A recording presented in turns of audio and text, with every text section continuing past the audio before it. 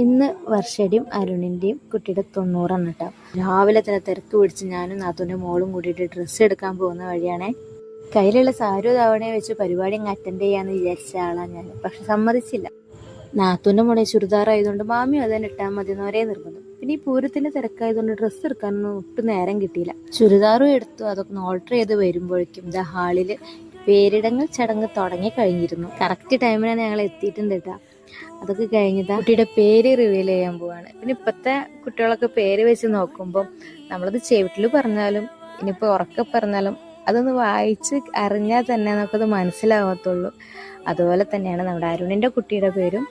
അദ്രിക അരുൺ എന്നാണ് കേട്ടോ. നമ്മുടെ പേരിടുമ്പോൾ ഇങ്ങനത്തെ പേര് വേണമല്ലോ ഇടാന്. കുട്ടിയുടെ പേര് വരുമ്പോൾ തിരിച്ച് ഇങ്ങോട്ട് ചോദിക്കണം എന്താ പറഞ്ഞതെന്ന്. ആ ഒരു വെറൈറ്റി ഇട്ടണം നമ്മളിടുന്ന പേരിനൊക്കെ. എന്നാലും അതൊക്കെ ബർത്ത് സർട്ടിഫിക്കറ്റിലും അതുപോലെ സ്കൂളിലൊക്കെ രജിസ്റ്ററിൽ എഴുതാൻ കൊള്ളാം.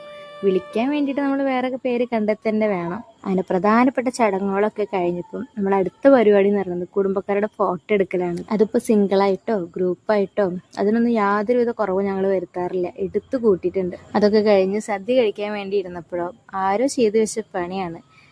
ഇലത്തുമ്പ് ഇടത്തോട്ടിടാൻ മറന്നിട്ട് അതിലാകെ ചോറും വിഭവങ്ങളൊക്കെ വിളമ്പി വെച്ചിട്ടുണ്ട്.